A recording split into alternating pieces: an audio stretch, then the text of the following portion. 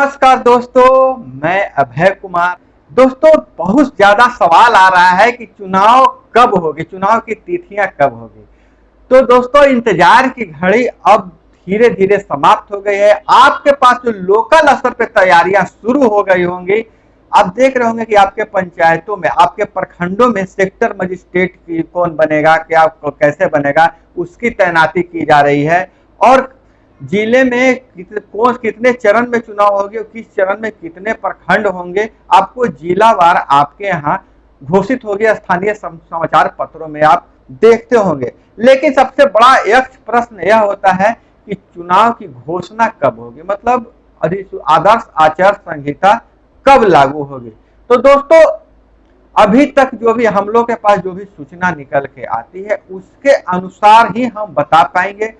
लोगों का मानना है कि 27 अगस्त तक मतलब अधिसूचना जारी हो जाएगी, जिस तरह से तैयारी चल रही है। और दोस्तों, वो सब तो ठीक है, लेकिन बहुत सारे दोस्तों का सवाल यह होता है कि मतदाता सूची में नाम जुटेगा कि नहीं जुटेगा, सुधार होगा कि नहीं सुधार होगा।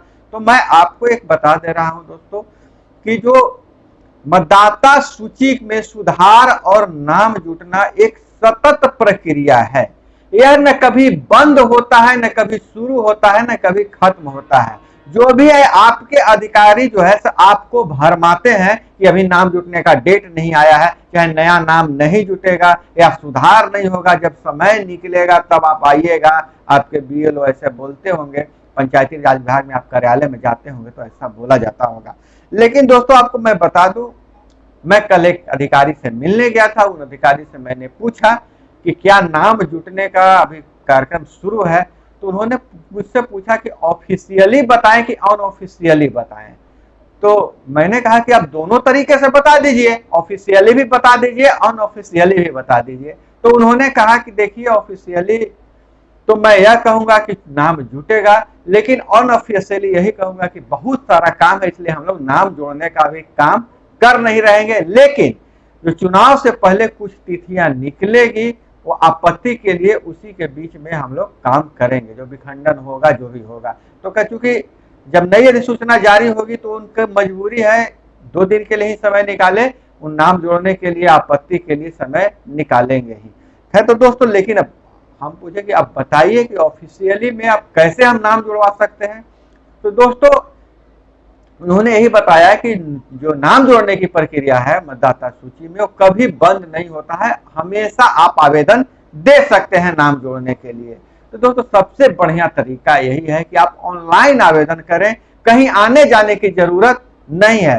तो ऑनलाइन आवेदन करने के लिए अब 2 तरह से होता है कि आप एकदम नया फ्रेश आप ना आवेदन देना चाहते हैं, तो उसके लिए दोस्तों लिंक देखिए आपकी स्क्रीन पर भी चल रहा होगा लिंक। इस लिंक पर जाइए, क्लिक कीजिए, जो भी जानकारी मांगा जाता है उस जानकारी को दीजिए और आवेदन सबमिट कर दीजिए, आपकी मेरा नाम जोड़ा जाए। तो यह लिंक मैं आपको डिस्क्रिप्शन में भी दे दूंगा।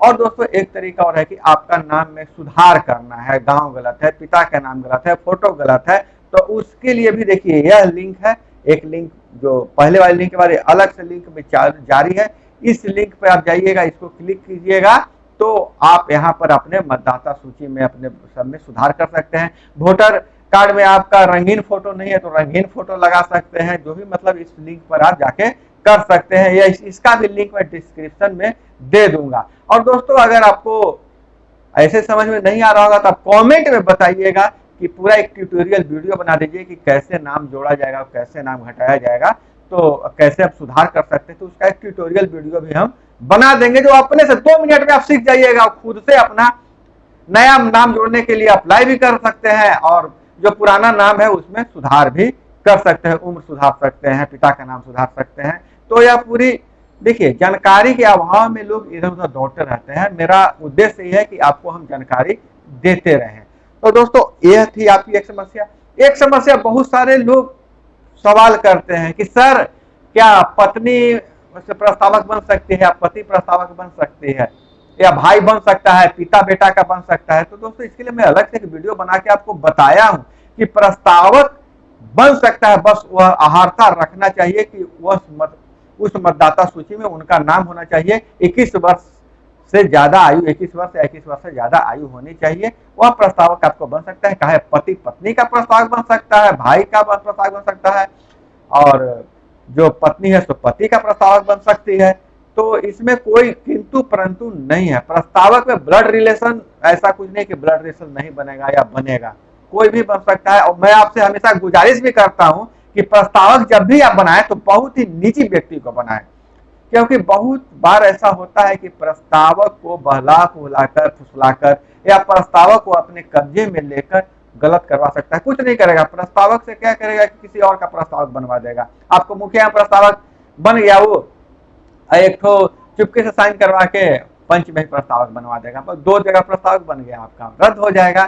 तो इस बात का ध्यान रखना, प्रस्तावक बनाने में थोड़ा सा सावधानी बरतना है। और दोस्तों एक सवाल और बहुत सारे लोग आते हैं कि सर आशा दीदी चुनाव लड़ पाएंगे कि नहीं लड़ पाएंगे, और ममता दीदी चुनाव लड़ पाएंगे कि नहीं लड़ पाएंगे, जीविका चुनाव लड़ पाएंगे कि नहीं लड़ पाएंगे, LIC एजेंट लड़ पाएगा कि नहीं पाएगा।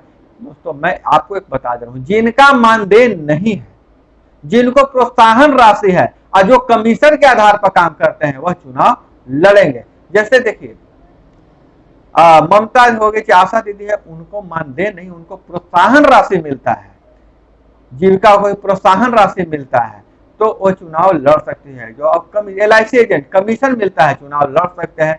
पहले डीलर को चुनाव लड़ने की इजाजत नहीं थी, जन वितरण प्रणाली के विक्रेता का, लेकिन जब इस नियम आने के बाद, क्योंकि डीलर को क्या मिलता है, कमीशन मिलता है, वो अनाज आपको देते हैं, उसके बीच उसके जो मद में उनको कमीशन मिलता है, इसलिए डीलर भी चुनाव लड़ पाएंगे। इस तरह का सवाल, एक सवाल और बहुत ज्यादा आता है कि सर ईवीएम में ईवीएम का क्रम क्या होगा, कौन मुखिया का होगा, कैसा होगा। तो दोस्तों यह इस पर पूरी मेरी नजर है। अब आपको हम बता दें कि जो ईवीएम है, ईवीएम में ईवीएम की पूरा अलग रखा जाएगा। मुखिया के लिए जो बैलेट पेपर रहेगा से एक दूसरे कलर का रहेगा, जिला परिषद के लिए दूसरे कलर का रहेगा, पंचायत समिति सदस्य के लिए भी कलर दूसरा रहेगा, वार्ड के लिए भी कलर दूसरा रहेगा। ईवीएम का बैलेट पेपर के जो बैलेट यूनिट रहेगा, उसका जो पेपर रहेगा अलग अलग रहेगा, और उसका क्रम भी निर्धारित रहेगा। तो उसको जैसे ही जानकारी आ जाती है, अभी पूरा ही कंफर्म नहीं हो पाया है कि पहले मुखिया का रहेगा कि पहले जिला परिषद का रहेगा, तो जैसे ही आ जाती है और किस कलर का किसका रहेगा, ये जानकारी जैसे ही आ जाएगी दोस्तों, मैं अलग से वीडियो बना दूंगा। और मैं समझ रहा हूं कि यह जानकारी बहुत जरूरी है। और दूसरी बात, और मैं आपसे बात करने के लिए यह वीडियो बना रहा हूं कि लोग हमेशा यह भी जानना चाहते हैं कि ईवीएम का कैसे व्यवस्था रहेगा। तो इसके लिए मैं एकदम डेमो दे दूंगा कि ईवीएम से कैसे वोटिंग करें, कैसे आप मतदाताओं को समझाइए कि ईवीएम से ऐसे यहाँ पर दबाना है। देखिए भारत में तो बहुत सारे मतलब आपको वोट देने गए, वहां पर गड़बड़ा गए, वोट उनको गलत चला जाता है। यह बिहार में ग्रामीण महिलाओं में बहुत इस तरह की परेशानी होती है। तो इस परेशानी से निजात के लिए सब एक ही तरीका है कि मतदाताओं के बीच आप ज्यादा से ज्यादा प्रशिक्षित कीजिए। और पंचायत चुनाव में तो सबसे ज्यादा प्रशिक्षण देने का काम तो जो वार्ड का चुनाव लड़ते हैं वही कर देते हैं। और वार्ड वाले इस बार वार्ड में जो भी चुनाव लड़ रहे हैं, और मतदाताओं से भी गुजारिश है, वार्ड वैसे व्यक्ति को चुनिए जो थोड़ा जानकार हो और ईमानदार हो, क्योंकि इस बार से समझिए कि वार्ड को बहुत पावर मिलने वाला है। पूरा विकास का, उस वार्ड के विकास का जिम्मा एक वार्ड सदस्य पर ही आने वाला है। तो दोस्तों आपसे यही गुजारिश है कि वार्ड चुनाव लड़ने वाले भी अपने आप को पूरी तरह प्रशिक्षित कर लें, क्योंकि आप कहीं ठगे नहीं जाएं। और मतदाताओं से भी गुजारिश है कि आप एकदम सही प्रत्याशी का चुनाव कीजिए। खैर दोस्तों, यह थी कुछ और सवाल जो ज्यादातर पूछे जा रहे थे। उन सवालों का मतलब मैं सोच रहा था कि एक वीडियो बना दूं, थोड़ा आप लोगों से बातचीत भी हो जाएगी, क्योंकि बातचीत हो जाती है तो मुझे भी बहुत अच्छा लगता है। तो एक चीज और पूछा ज्यादा सवाल यह आ रहा था कि मेरे पिता का नाम में गलती है, तो कोई बता रहे थे कि कहीं और नाम है और कभी दूसरा जगह नाम चला गया। तो अभी मैं अधिकारी से बात भी कर रहा था इस मुद्दे पर, तो बोले कि देखिए नाम में तो थोड़ा सा ये हो ही जाएगा, कहीं कहीं नाम जो विखंडन होने में एक वार्ड के दूसरे वार्ड में चला ही जाता है। ऐसा इसलिए चला जाता है क्योंकि जानते ही आपको बीएलओ का काम कौन करते हैं, यह एक उबाऊ काम है, इसमें लोग घर बैठे जो काम कर लेते हैं, इसके चलते यह गड़बड़ी हो जाती है। लेकिन ऑनलाइन बहुत बड़ी बढ़िया व्यवस्था है। आप ऑनलाइन आप सीधे जाके अपना सुधार कर सकते हैं, ऐसा रिक्वेस्ट डाल सकते हैं कि मेरा यह गलत हो गया है, मेरा नाम में गलत हो गया है, उसको सुधार के आप डाल दीजिए। अलग अलग सबका फॉर्म है, आप कहिएगा तो मैं अलग से वीडियो इसके लिए बना दूंगा कि नाम सुधारने के लिए कौन सा फॉर्म भरें और कहाँ पर आवेदन करें। ये सब ऑनलाइन अपने से करना है। और यही से सवाल है से सागिर जी का बहुत सवाल था कि मैं अपनी पत्नी का प्रस्तावक बन सकता हूं कि नहीं बन सकता हूं।